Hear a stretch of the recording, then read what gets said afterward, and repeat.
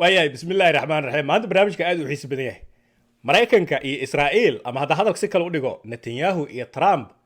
maanta midda keliya oo u dhiman ayaa waxay tahay in rasaasa isla dhacaan in xabadda la isku furo keliya u dhiman oo safaarada la kala xirto meeshii kale ee ugu xumeed xaaladda maanta ee tagto way joogtaa meel aan ka soo noqosho lahayn netanyahu inta uu joogo israa'iil meel aan ka soo noqosho lahayn ayay bahasha tagtay waxaa idin wadaa muuqaalada idin wada horta intaan guda gelin netanyahu maanta wuxuu ku jiraa qol mugdi ah oo daaqadihii iyo ilbaabadii ay u xiran yihiin oo meel uu ka neefsaday xitaa aysan u furnayn donald trump qolkaasuu iska badbaadiyey wuxuu samaynaya mataqaanaa donald trump si uu xaaladan hadda netanyahu uu ku jiro ee go'doonka ah cidna aysan jecleen ee adduunkii o dhan laga xanibay donald trump wuu naxay baashi inay meesha kusii socoto u arkay netanyahu camal inuu noqdana mar raba waa isbadbaadiyey marka waa sababta konturaadan uu u saxiixay barnaamijkan heshiiska iiraan uu la galay oo jab weyn ku ah maraykanka laakiin waddo kale oo u furan donald trump aysan jirin aan ka ahayn inuu bahashaa ayada ah uu saxiixo iiraan lacagteeda siiyo weliba kaaga sii daranaya meeshaan baasha xiise kaleeda dhegeysta waxay u muuqataa donald trump inuu ka soo wareegay dhanka israa'iil ee uu la soo saftay iiraan fiiriya waa ciyaaryahan arsenal u ciyaari jiray oo hadda soo kala wareegay oo manchester united u ciyaaraya camal maanta donald trump meeshaas u taagaya waxaa caddayn kaaga filan muuqaalada idin wado donald trump oo dhahaayo iiraan gantaaladeeda dhaadheer waa alaabtii eber looga dhigay khaliijka waa alaabtii saldhigyada maraykanka baaba looga dhigay waxaa ka hadlaynaa gantaalada iiraan waa gantaaladii talaabiib habeen walba holac kacaya arkayseen gantaaladii iiraan isu tuuraysay trump maanta wuxuu nala yimid hadal ka duwan hadalkii hore ee aan ogeyn hadalkaasoo ah iiraan ha heesato gantaaladeeda ha samaysato gantaaladeeda ha badsato gantaaladeeda ha tuurto gantaaladeeda ha iskorkor saarato dhuxul camal cajiib waa isla ninkii dhowr isbuuc ka hor waa isla trumpihii lahaa ujeeddada ugu weyn weerarka u qaadayna ka sokow nuclearka iiraan ayaa waxay tahay in aan ka cabsi qabno waa trumpe gantaalada dhaadheer ee iiraan inayna soo gaaraan inay yurub gaaraan maantana wuxuu leeyahay ha samaystaan dhaaf sacuudiba ma haysato qatarba ma samaysanayso baxrayn weligay qof soo kala wareegaya waa arki jiray laakiin waa gaarigio saan u socdo hal mar soo kala wareegay gaarigio afka dhankaan soo aadiyay weligay sheeko noocaan siyaasad kuma ark aad u xisbanta waxay kuu muujinaysaa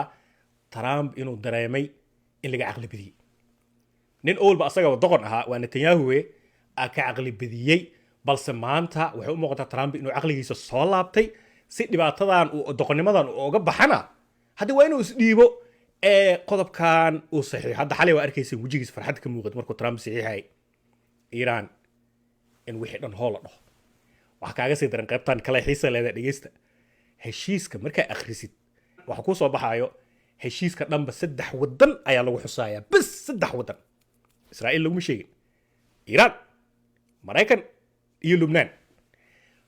maraykan marka caqligu sameeyey dadka la taliyayaasha u ah ee cusub ee donald trump uu horta shaqaalaysiiyey waa dad xoogaa caqli leh maxaa yeele waxay dhaheen israa'iil ha tusin hana u sheegin waxaa ka dhigtaa sheekadan iiraan iyo maraykan oo heshiis dhab a galay maxaa heshiiska muxuu yahay iiraan maraykan a dhahaya iiraan mar damba ha itaaban ana kuma taabanay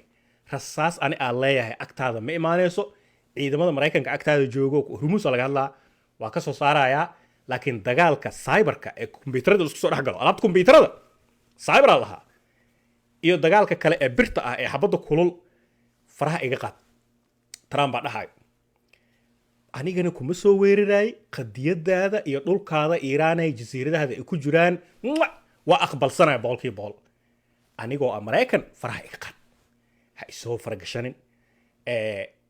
daroniskaadana kuubaha ii keenin anigana waxbaa igu soo xitaa dagaalkan maraykan inta badan gantaalada iiraan weli kuma soo dhicin laakiin maraykan wuxuu saxiixday in iiraan faraha ay ka qaata maraykan markab calan maraykan uu ka babanayo oo hormuus maray haddii la arko iiraan inay dhahdo maraykankii waaye mootiya marka xoogaa yaroo caqli ah ayaa maraykan uu sameeyey wuu isbadbaadiyey wuu is badbaadiyey ninka la yidhaahdo trump idin fasaxo marka muuqaalada warbaashi xiisa leedahay netanyahu hadlayna waa idin wadaa maanta afka furtay indhihiisa gaduud netanyahu maanta hadalka hadalkiisa waa kan donald trump oo soo kala firiyey oo leh iiraan gantaaladeeda yaa laga taaban faraha laga qaado ha haysato faraha ha laga qaado waa mucjiso la dhihi karaa maxaa yeele hadalkaana ninkaas ka soo baxa cid isleed horta habeertay ma jirto I'm saying that if other countries have them, it's a little bit unfair for them not to have some. Saudi Arabia and Qatar, and they all have some. I would say, in relative proportion, I think it's okay. That's what I mean.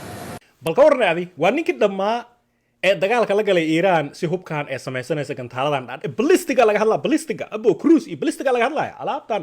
nuclearka uu xambaaro lagu ximbaari karo alaabtii clusterka ahayd ee Israa'iil baba looga dhigay qaliishka baba looga dhigay saldhigyada Mareykanka baba looga dhigay alaabtii uu leeyahay Trump waa kana ha loo fasaxo carabta ma haysato carabta ma samaysanayso ha loo dhaaf maxaa jiro maxaa Iiraan kaligeed loo xaniba cajiib والله رجان إيرانيين رجان ورجان بوقت هذا الأخرستو وكو وكان جيدي فانس من كويجين بريكنك أو دولك كوجيدي كباه الله دول مري نتنياهو حكومة ديس مقال كان ومانتا ساعات كهر وأمريكا برنامج كان دبي وكان نيجا أضيع جيدي فانس الله نتنياهو حكومة ديسا fadhiista meel khaylada daay bakti baa tihiinay lacagta ku dagaal tagtaan anaga idin siin waa runtiis Mareykanka lacag siiyo hubkan ay ku dagaalamayaan difaaca cirka iyo gantaaladan wax walba maanta Iiraan ay haysato Mareykanka lagu sameeyaa iyaga wada tiriyar waaya marka waa kan ninka odayga runtu sheegay maanta waxa tihiin male baxa abiin cunay members in Israel who are attacking the president of the United States. The other thing that I would say is that over the last 3 months 2/3 of the defensive weapons that have protected your homeland have been built by American hands and paid for by American tax dollars. The problem for Israel is not Donald J. Trump. And anybody in Israel who thinks their biggest problem... عجيب وكان أصلاً نتنياهو أو كتب هذا مثلاً كعيان أمريكا دقصلي نتنياهو دقصلي ما بيحشون عيبا ما أنت بوق يقالوا لسه استاجي واحد إذا دقيسين ماله ما كسب بحين لبنان ما يلين لبنان واك أصور لغة والله. مجلة إسرائيل زي لو إيه.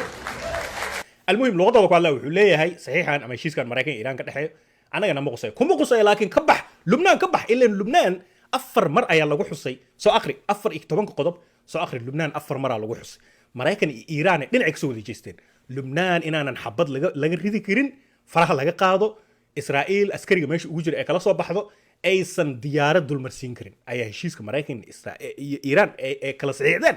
saasa ku qoran aw dhaga sallina waa kan soo taagan dunidii oo dhan ka carartay hal qof oo jecel maanta cirbis laakiin hal qof oo jecel oo Netanyahu salaamayo oo beesha caalamka amaanta ma jiro qol mugdi ku jira waana kan soo hor taagan heshiiskan ama qosay marka Mareykan shaka warka isugu goobay Mareykan Israa'iil in xabadda isla dhacaan kaliya ayaa maanta u dhiman hadal iyo qaylo iyo buuq iyo waa la iskala daalay Trump telefoon kama qabto Trump Netanyahu owl uu la hadli jiray maalinka 2 mar 3 mar hadda telefoon kama qabto kii xumay dhigaha salliga miyaha ku dami ee maraysa sheeka Soomaaliyeey ciidaas Iiraaniintu wax ka barta